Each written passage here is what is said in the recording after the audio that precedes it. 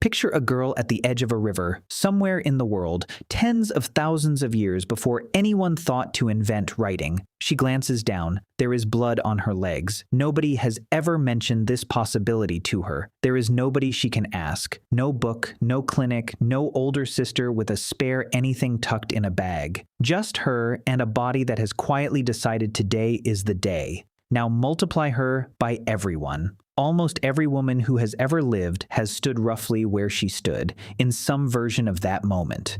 Few things in the human story are more universal than this, and almost nothing gets discussed less.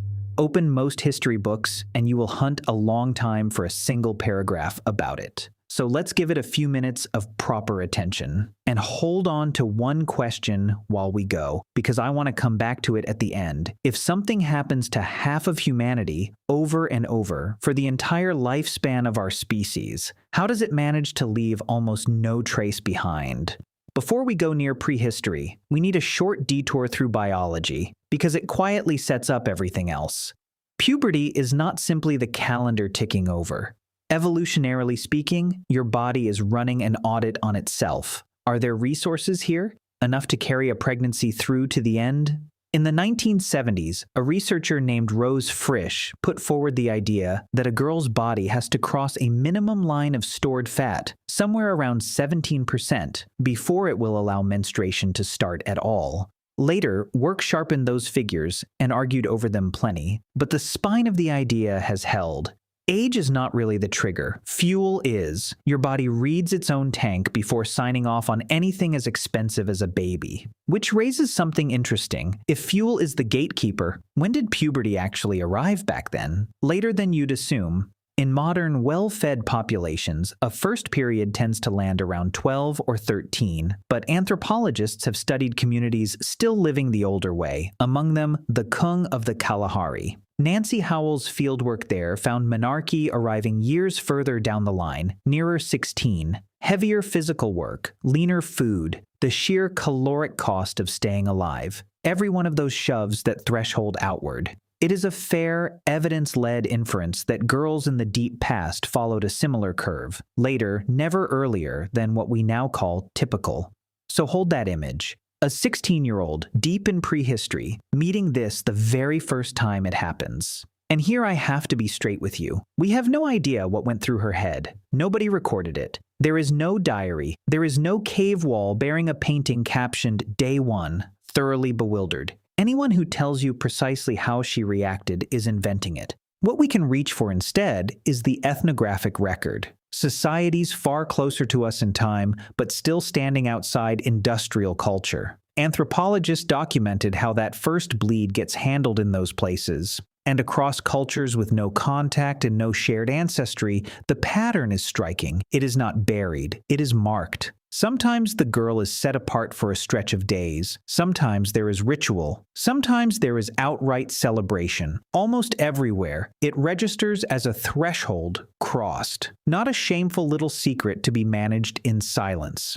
Did Stone Age people do the same? Honestly, we cannot prove it, but it points somewhere. Treating this as unspeakable looks less like a fixed human instinct and more like a recent local invention. Which brings us to the part that drives archaeologists up the wall. Working out how women in prehistory actually coped is close to impossible, and the reason is beautifully boring. Whatever they reached for, moss, soft fiber, worked hide, anything that soaked, was organic. Organic things rot. They do not turn to stone. They do not sit patiently in soil for 40,000 years. They never surface in a trench with a neat little label attached. So when someone announces, flat out, precisely which materials Stone Age women relied on, understand that they are not pointing at an object behind museum glass. There is no object. What actually exists are informed guesses, sensible ones, assembled from what that world had lying around and was already putting to work elsewhere. Moss, soft plant fibers, hides scraped and softened by hand, all of it already in daily circulation for dressing wounds and for 100 ordinary jobs. So it is a short, sane leap to assume it served here too. Sane is not the same as demonstrated. any historian worth listening to will say that out loud. The direct evidence simply did not last. Then writing arrives, and the fog lifts fast, because suddenly somebody is keeping records.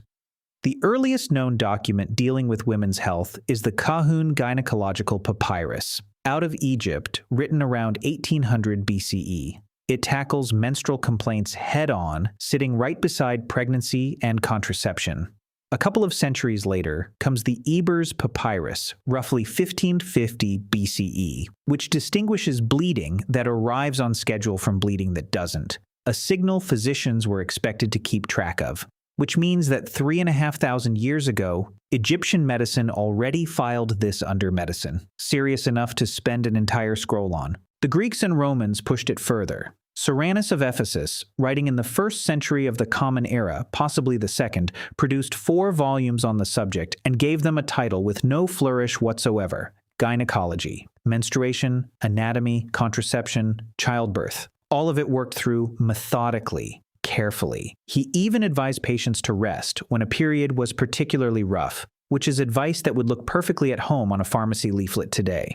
So, real medical texts, real detail, thousands of years deep. And yet, the physical objects, the things women were actually using, remain nearly absent from what antiquity left us. Same culprit. Cloth rots, fiber rots. Ancient authors occasionally drop a line about absorbent materials, but historians handle those mentions gently because the primary evidence underneath is thin. Chase one of those viral did-you-know facts about ancient period products back toward its origin, and the ground gives way beneath it, which leaves one last fact, and it should genuinely rearrange your sense of time. The convenient things sitting on a supermarket shelf right now are shockingly new. The first pad ever sold commercially had a name: Lister's Towels. It appeared around 1896, and it died. Victorian society judged the product too disgraceful to advertise, too disgraceful for a customer to say aloud at a counter. What eventually changed things was a war. Nurses during the First World War noticed that surplus wound dressing soaked up blood far more effectively than fabric ever had, and an entire industry got kick-started by accident out of a field hospital. The tampon, as you'd recognize it, with an applicator, wasn't patented until 1931 by a doctor named Earl Haas, and it didn't reach shops under the name Tampax until the middle of that decade. Sit with that. Our species has been menstruating for as long as it has been our species. A few 100,000 years, give or take. The products we treat as background furniture, as unremarkable as a light switch, are barely a century old, which answers the question I handed you at the start. This left almost no trace, not because it mattered little, but because the materials perished and the culture around them fell quiet. And of those two, the quiet is by far the newer thing. For nearly the whole run of our history, women solved this themselves, one generation passing it to the next, using whatever the world happened to offer that season. No instructions, nothing to buy. And, for the overwhelming majority of that time, a silence so complete it barely left a rumor behind. So the next time you walk past that aisle without registering it, think about what it replaced. Nothing. Think about the girl at the river and the tens of thousands of years of girls behind her and after her, meeting that morning with no explanation and no equipment and getting on with the day regardless. That is one of the steadiest threads running through everything our species has ever done, and almost nobody ever bothered to write it down.